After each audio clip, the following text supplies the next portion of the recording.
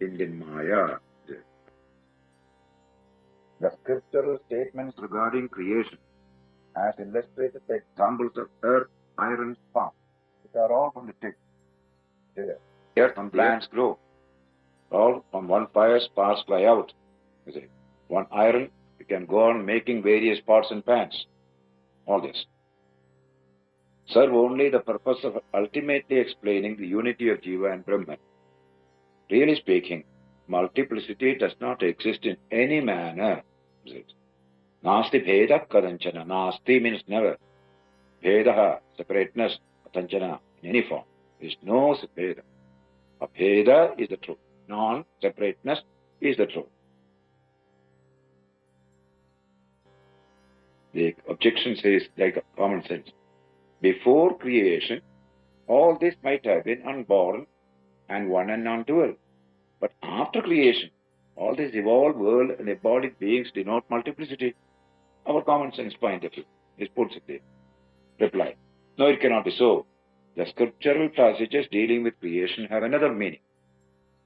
This difficulty raised here has already been solved with the statement that the aggregates, the body, etc., like dream objects, are produced through illusion of the subject, namely the Atman. Creation and differences of the jivas are like the creation and differences of Ghatakasha and other kinds of Akashas.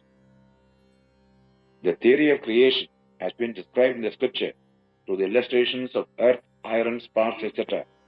But all these modes of creation are meant for enlightening our intellect so that it may comprehend the identity of Jiva and Brahman. This has come from that. So this is nothing but that. Understand that truth.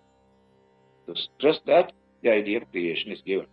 Creation is not a fact. That's why causality is not a truth. But we do experience causality. This is our relative state of knowledge. It is just like the story in the Upanishads, that the organ of speech, etc., were smitten with evil by the asuras. All these stories are given. These are only to show that this Atman is ever free. These are all illustrative stories, they will call it. That's a long discussion there. No story can be taken as a literal thing. It's only to illustrate the truth. That's all. In all the stories, you will say the lion spoke. Did the lion really speak? Huh? But the children will not ask the question. They take it for granted. Lion spoke. It is not meant for intellectuals. It's a beautiful story.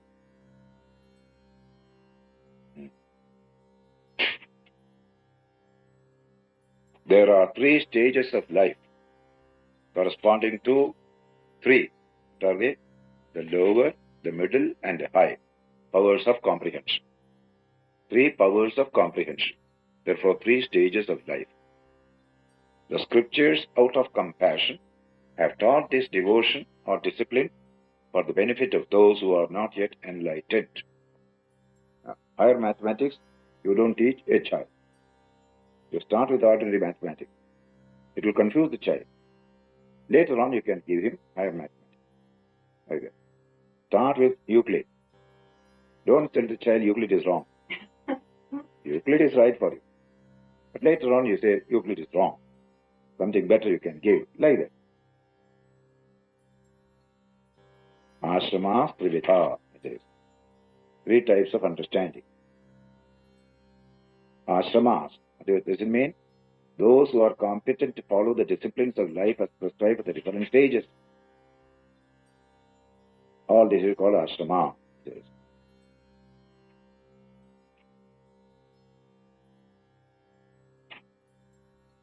The discipline as well as various works are prescribed for the ashramas.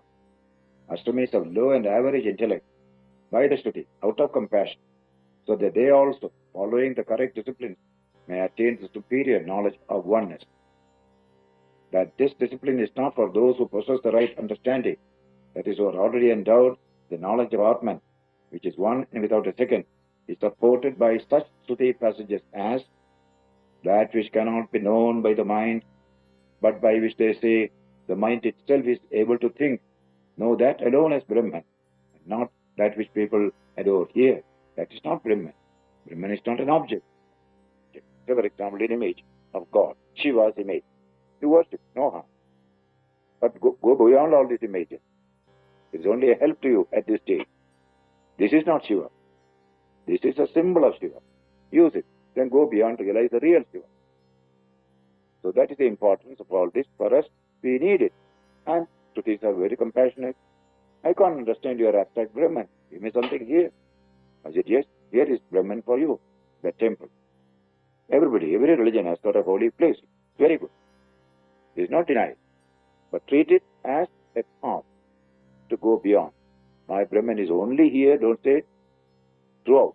Later on, you must be able to see him in your heart, the heart of all beings. Everything is the Atman. These are all disciplinary value. Yes. We always go from small to high, from lower to higher, like that it goes on, knowledge progression. Now comes the wonderful verse here, 17. The dualists obstinately cling to the conclusions arrived at by their own inquiries as being the truth. So they contradict one another, whereas the Advaitin finds no conflict with them. They conflict among each other. The Advaitin find no conflict in all this. That is an important verse here. A Christian Advaitin will find no conflict between Catholic, Protestant, Anglican, etc. But Christian Advaitins never existed. In India, we had this Advaitin. Therefore, they could see Vaishnava, Shaiva, Shakta. You are worshipping, very good. Go ahead. We don't find any difference at all.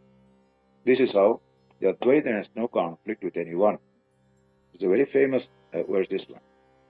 Swasiddhanta vyavasthasu dvaitino nishita dhritam.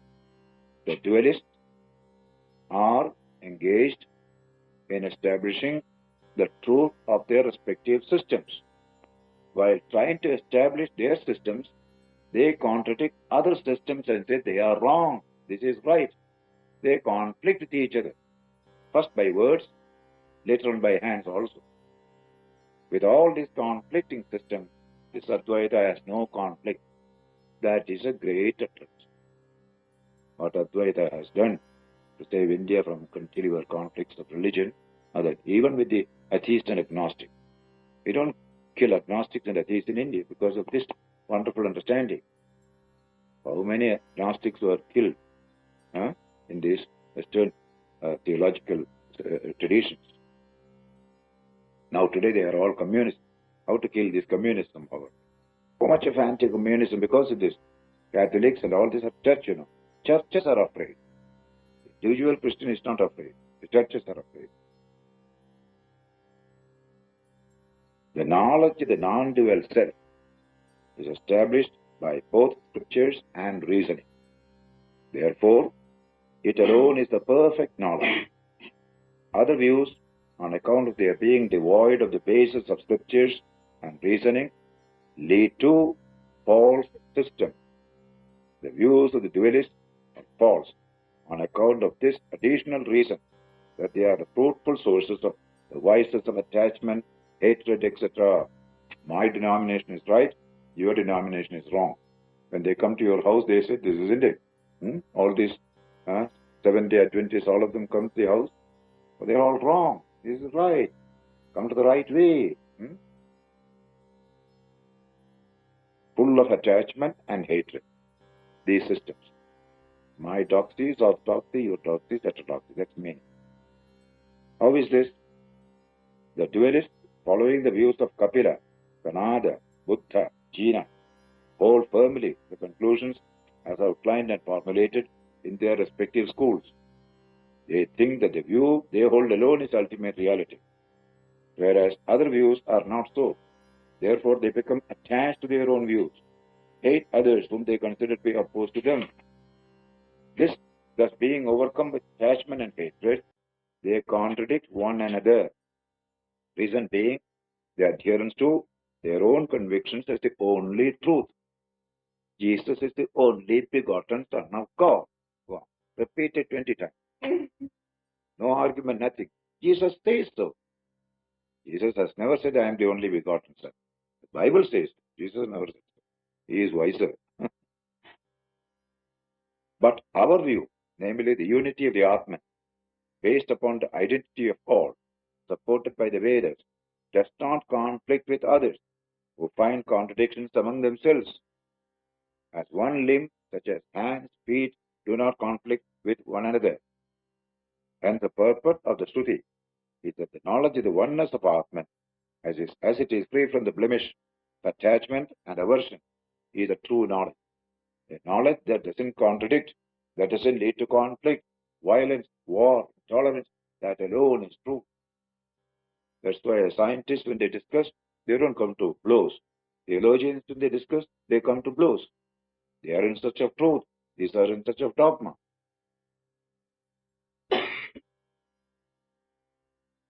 Hands and feet, they don't contradict each other. They're all part and parcel. Our teachers say, live in the world as the tongue lives in the mouth. Between two rows of teeth, any time that fellow can be crushed. How diplomatically he has to behave there. Tongue is the most diplomatic creature in this body. Just imagine. Sometimes you bite also, isn't it? You bite your own tongue sometimes. So the next sloka says, as non-duality is the ultimate reality, therefore, duality is said to be the effect of non-duality. A limiting case is the word science uses today. Relativity, quantum physics is the ultimate truth. Classical physics is a limiting case of this relativity physics. This is language just used in scientific book. Similarly here, duality is only a bheda, an effect of that non-duality. The dualists perceive duality either way, he says, both in the absolute and the phenomenal sense. Therefore, the non-dual position does not conflict with the dualist position. We don't conflict with you. You conflict with us. We don't conflict with you. You see that?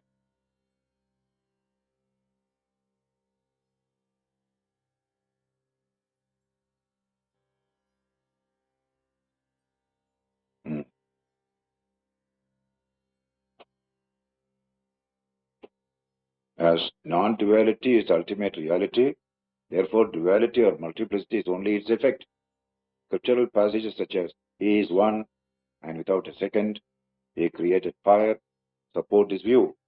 It is further borne by reason, as duality is not perceived in the states of swoon, deep sleep, trance, the absence, the activity of the mind. When the mind doesn't function, there is no duality. When the mind functions, duality appears. Even time doesn't function when there is no mind. When the mind moves, time appears. Mind is quiet, no time. So my time must have a stop. There is a book by Aldous Huxley also. Time must have a stop. Duality is the effect of non-duality. But the dualists perceive duality alone either way, from both absolute and relative standpoints. As duality is perceived only by the deluded, non-duality by us who are enlightened. Therefore, our view does not clash with your views, with their views. For the scripture also says, Indra created all these diverse forms through Maya. There exists nothing like duality. It is an example he gives. It is like the case of a man sitting on a spirited elephant, who knows that none can oppose him, but who yet does not drive his beast upon a lunatic who stands on the road. Hey, come and drive the elephant on me. He will never do so. He doesn't understand. Though standing on the ground, shouts at the farmer, I am also an elephant. Drive your beast on me. Therefore, from the standpoint of reality, the knower of Brahman is the very self of even the dualist. See the language. The knower of Brahman sees himself in these dualists. So he doesn't oppose. He doesn't conflict with them. Though they come to conflict with him, he won't conflict. He is, you are my own. The Hindu view of other religions is exactly this. You are our own. We respect your religion. No. We will destroy you. Establish only our religion. This is the situation. The non-dualistic view does not clash with other views.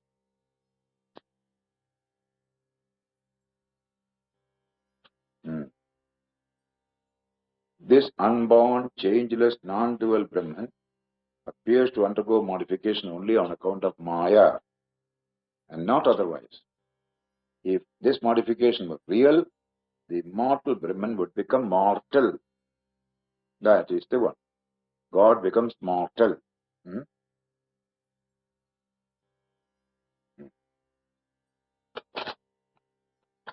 Maya, it plays manifold.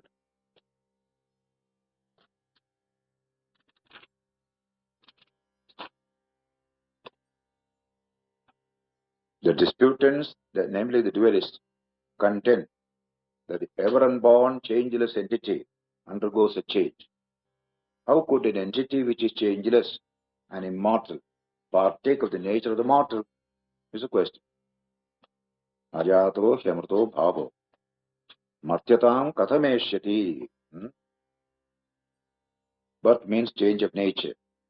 An entity cannot be changeless while giving birth to other things. And the theory that Atman somehow changes into the universe is fallacious. The immortal cannot become mortal, nor can the mortal ever become immortal, for it is never possible for a thing to change its nature. Just water is always water. It is cold. If it is hot, it is because of something else, adventitious element has got into it.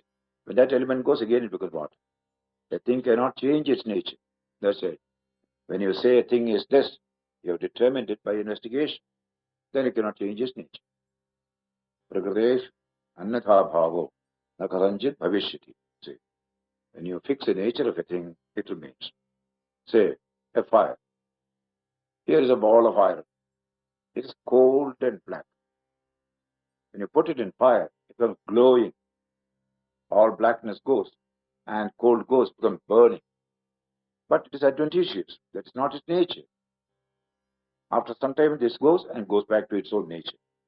Adventitiously, you can change, not otherwise. Similarly, the Atman becomes a Jiva. How? Adventitious. Really, it does not change. That is it. How can he? The immortal cannot become mortal. How can he who believes that the naturally immortal entity becomes mortal maintain that the immortal, after passing through change, retains its changeless nature? How can he hold that? Isn't it? You see, this is called a scientific. Science says this is the truth of a thing, but you see it otherwise. That otherwise is not true. It is adventitious. That's it.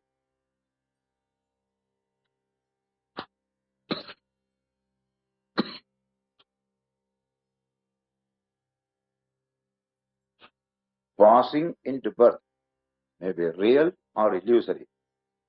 Both these views are equally mentioned in the Shruti. That which is supported by Shruti, corroborated by reason, is alone true and not the other.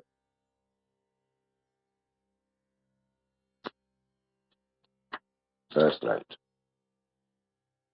From such scriptural passages as there is no multiplicity in Atman, Indra through Maya assumed various forms.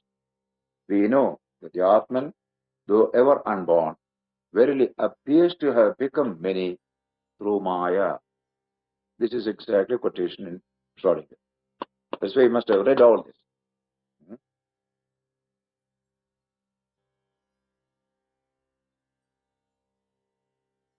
Sense knowledge is illusory. You see? Just like the earth is flat, senses tell you. But investigation tells it is not so.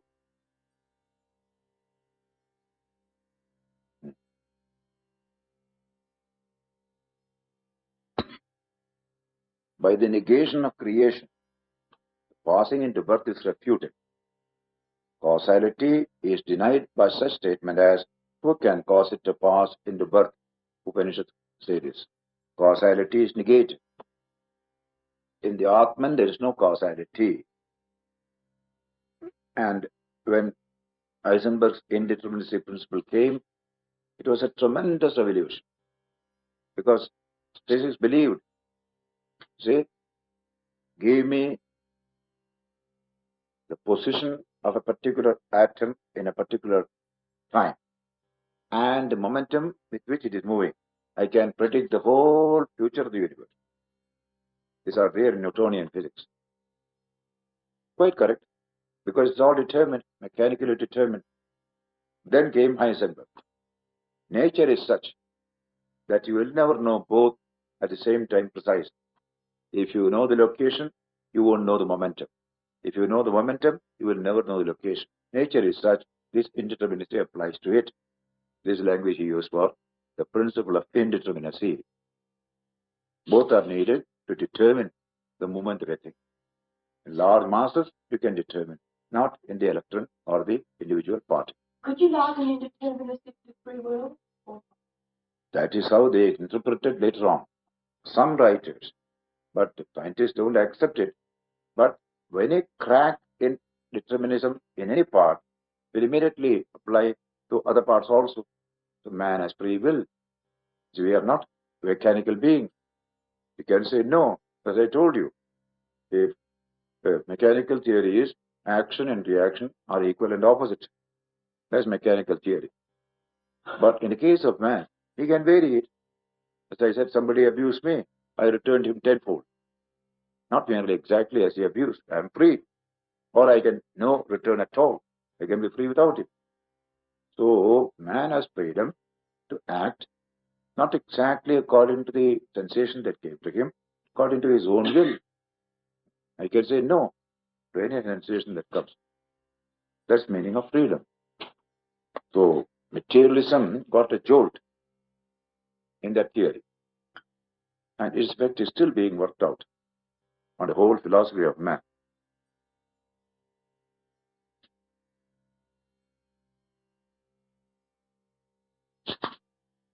This all refer to the Isha Upanishad 6 verses 9 to 14.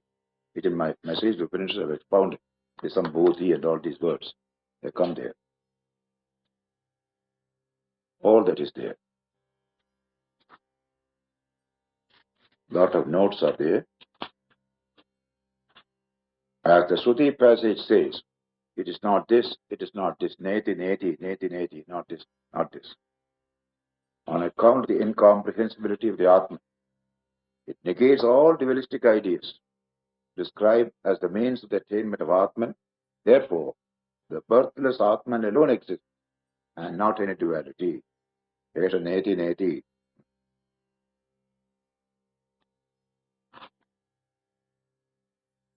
That which is ever existent appears to pass into birth through illusion, not from the standpoint of reality. He who thinks that this passing into birth is real asserts, as a matter of fact, that what is born again and so on without end, continuously. Yeah. The birthless Atman cannot pass into birth from the standpoint of reality. But the disputant who holds that the unborn Atman, the supreme reality, is really born in the form of the universe, cannot assert that the unborn is born, as this implies a contradiction. In that case, he must admit that in fact, what is already born again passes into birth. If thus birth is predicated of that which is already born, then the disputant is faced with what is known in logic as regressus ad infinitum. See, this leads to that leads to that, like that. That is a fallacy in logic. Regressus ad infinitum. Therefore, it is established that the essence which is Atman is ever unborn and non-dual.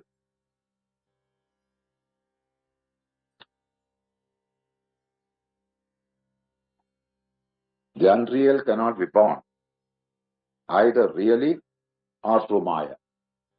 Whatever is unreal has no coming to existence either in reality or through Maya. For the son of a barren woman is born neither in reality nor in illusion. As in dream, the mind acts through Maya, presenting the appearance of duality. So also in the waking state, the mind acts through Maya, presenting the appearance of duality. There is no doubt that the mind, which is in fact non-dual, appears as dual in a dream. In like manner, that which is non-dual appears as dual in the waking state also. All these dual objects, comprising everything that is movable and immovable, the whole universe of manifestation, perceived by the mind, is mind alone. These are all mind alone. Manodrishyam idam sarvam. He says, yat kinchis sacharacharam. Whatever is moving or unmoving is nothing but the mind alone. And duality is never experienced when the mind ceases to act. Manaso hyamani bhave. When mind ceases to be mind. In Zen Buddhism use the word theory of no mind. You find that word no mind. These are all similar. The no mind. And there is no mind, there is no duality. There is no time. There is no space. Mind is there, this is there. Manaso hyamani bhave. Dvaitam naiva upalabhyate. It has been said that it is the mind alone which appears as dual objects, like the appearance of the snake in the rope. But what is the proof? Our answer is this. We make the statement on the strength of an inference, following the method of agreement and difference. This is our inductive logic, agreement and difference. Wherever A occurs, B occurs. Wherever A does not occur, B does not occur. Is it that? Therefore, A is the cause of B. That's called method of agreement and difference. The proposition is that all this duality perceived by the imagination of the mind, is in reality nothing but the mind. In whatever we see only ourselves, Bertrand Russell.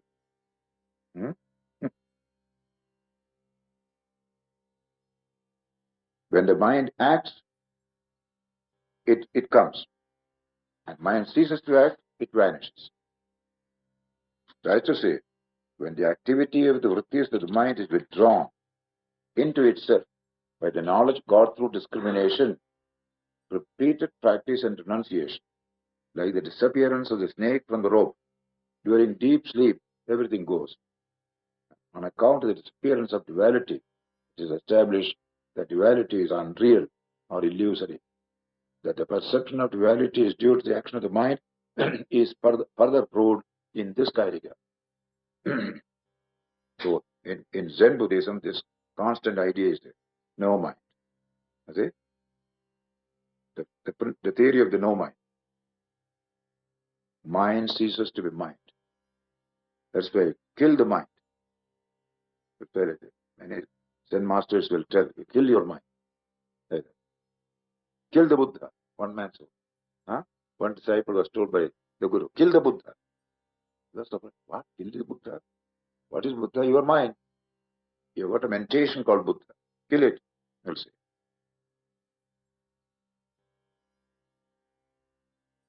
This next sentence is highly famous, 32.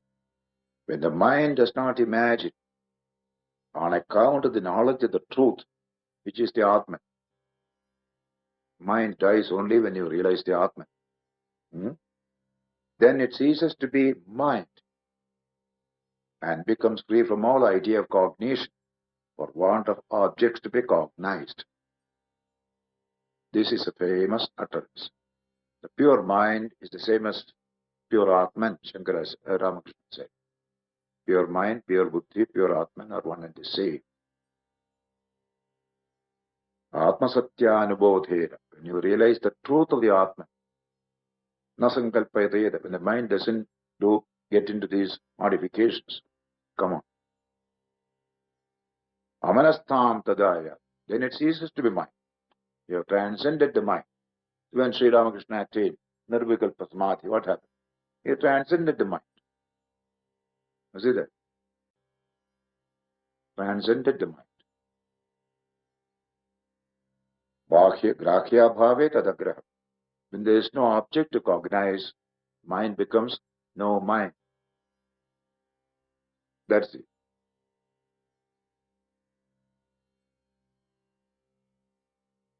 When the mind does no longer imagine, it ceases to be mind. That is, the mind, for want of any object to be cognized, becomes free from all cognition. Now comes today's field theory of consciousness. You come here. Knowledge. Knowledge which is unborn and free from all imagination is ever inseparable from the knowable. Knowledge and the knowable are one. If knowledge is free from limitation, our knowledge is limited. Mental knowledge is always limited. But true knowledge is not limited. It is infinite. Akalpakam ajam jnanam jnaya bhinnam prajakshate. Then the next line. Brahma jnayam ajam nityam ajena ajam vibhudhyate. The immutable and birthless Brahman is the sole object of knowledge. That is the object of knowledge. And this knowledge and the object, both are infinite. So infinite knowledge realizes infinite Brahman. Ajena ajam prabudhyate. The birthless is known by the birthless. Birthless cannot be known by the birthful. That's the idea. That's why in India there is a conception, when you worship any deity, you must become that deity, then worship. You can't understand the deity, then you separate yourself from it. So in the actual worship, there is a ceremony by which you raise your kundalini, the sahasrara, and realize your oneness with Shiva. Then you start to worship. Bring the mind down to the heart, then you worship. You have realized your oneness. Otherwise, worship has no meaning. In tantric worship, the birthless is known by the birthless. When your jnana becomes unlimited, then it realizes the unlimited Brahman. It is like pouring pure water into pure water, Upanishad said. Pure water poured into pure water, just as pure water. So pure Atman realizing pure Brahman. That's all they are wanting to say. The behavior of the mind that is under control and discipline, free from all imaginations, that which is endowed with discrimination should be understood. What is the nature of that mind? Mind that is under control and free from all imagination. The condition of the mind in deep sleep is another sort and not like that. In this understanding of the Atman, it looks like deep sleep. Mind has no objective. What a world of difference. Here is knowledge. Sushupte anyo natatsamha. A state of sushupti where there is perfect non-duality is different from realization of non-duality. Knowledge is infinite, Atman is infinite, knows the infinite. That's the idea.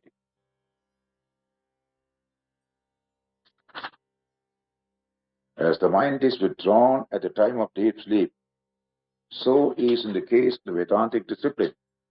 Therefore, there is a difference between the condition of the mind of a sleeper and that of a jnani. The mind of a jnani becomes identical with fearless Brahman, whose all-round illumination is consciousness alone. In deep sleep, you don't have this experience. The glowing consciousness. All round. Jnana alokam samantata. Everywhere is jnana. The light of aloka is light. Everywhere the light of knowledge is illumination. Everywhere darkness of ignorance is sushupti. But non-duality is gone.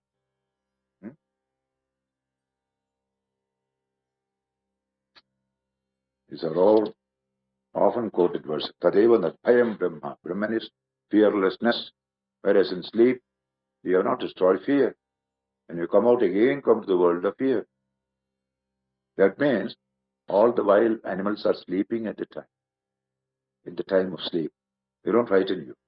But when you wake up, they also wake up. And then the fear comes. Here you are finished with all the eyelines, stars. This Brahman is birthless, free from sleep and dream, without name, without form, ever effulgent and omniscient. Nothing has to be done in any way with respect to this Brahman. No ritual is necessary with respect to this Brahman. Just realize you are that. Shankaracharya puts it so simple. Swamiji said, religion is very simple. Advaita is very simple in statement. Saying, I am Devadatta. To know this truth, you don't need any mediation. It is immediate knowledge, isn't it? I am Devadatta is an immediate knowledge.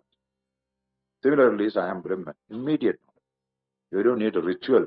You don't need a particular torchlight to show this knowledge to you. Immediate knowledge. Sagat Vibhadam, ever illumined is the Atma, ever effulgent. Sarvajna.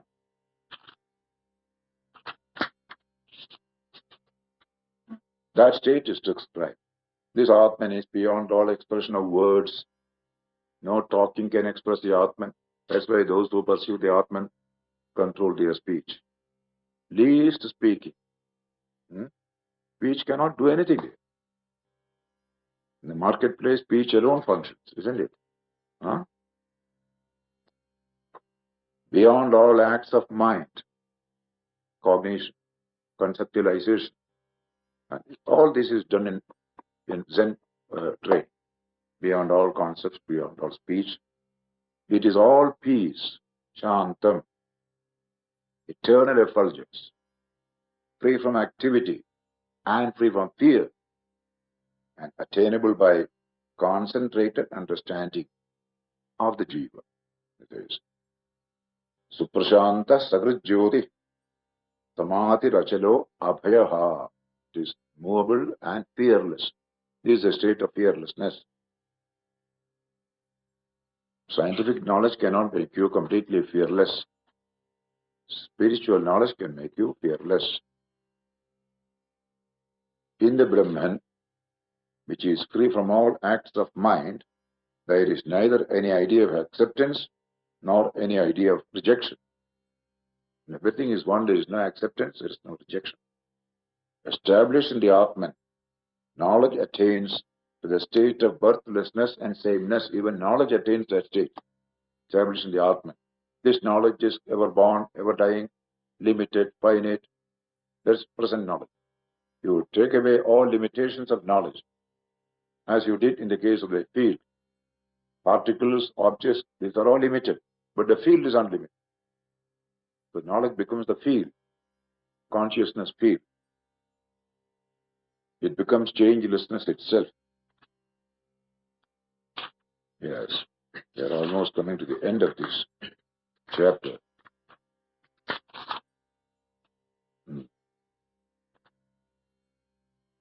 This yoga, this wonderful teaching, Advaita, it is called Asparsha Yoga, the yoga of the non-touch. There is nothing to touch, nothing to relate to, because it's all one. Wonderful new name. Asparsha Yoga. Sparsha means touch. The touch of the untouched, they translate sometimes. That is Asparsha Yoga. There's no second thing you come in touch with. Everything is the Atma, that kind of. This yoga is well known as Asparsha Yoga, the yoga of non-duality. Then, it is hard to be attained by the yogis in general. You see that? It is Patanjali yogis and all these yogis. This is not easily attained by them. Yogis are afraid of it. They don't go to non-duality. You see that? They see fear in that which is fearlessness itself. Abhaye bhaidarshina. That which is fearlessness, they are afraid of that. Just see that. What do you say? Most of us have this. In all worldly life you will find. Anything that is fearless, we are afraid of that. We want fear. Life cannot go on without fear. When there is fearlessness, we are afraid of that. I don't agree. You don't agree? No. Uspensky was said to Gurdjieff that Suppose you are alone. I'll tell you, you are alone. You are afraid of that. No, ask anybody. Any worldly mind asked to be alone, they are very afraid. I like being alone. For some time.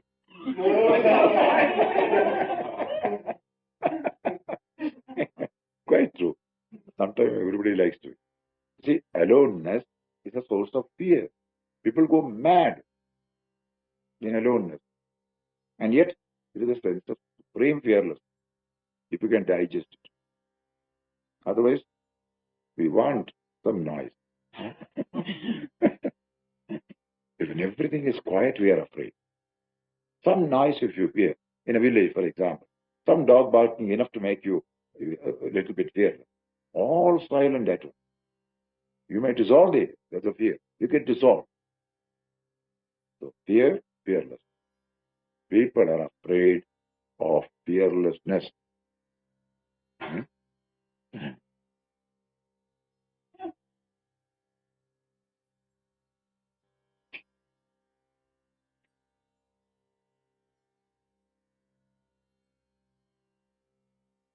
Yogino vippyati yasmat abhaye bhaidarshina. The yogis who do not follow the method of jnana depend on the control of their mind for fearlessness, destruction of misery, and the knowledge of the self and eternal peace. They want to struggle with the mind, control, eternal. But here it is knowledge of the Atman. Mind dissolves through the knowledge of the Atman.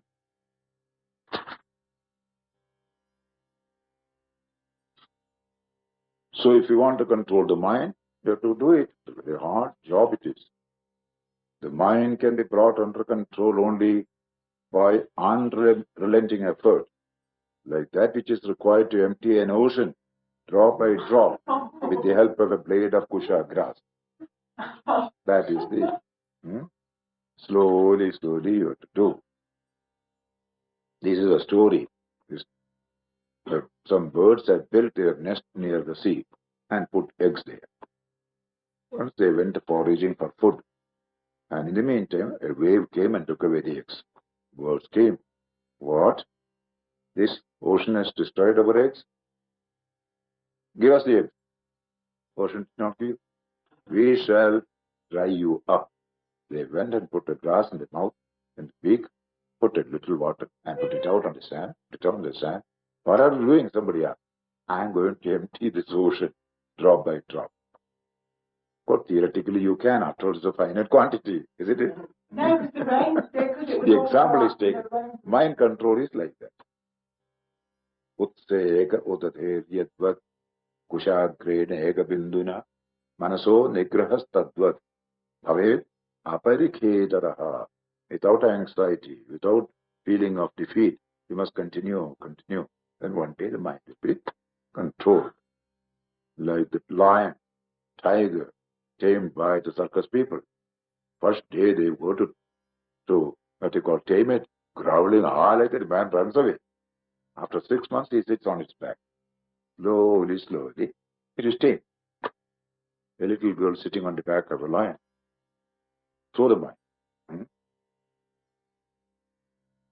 The mind distracted by desires and enjoyments, as also the mind enjoying pleasure in oblivion, that is trance-like condition, should be brought under discipline by the pursuit of proper means, for the state of oblivion is as harmful as desires.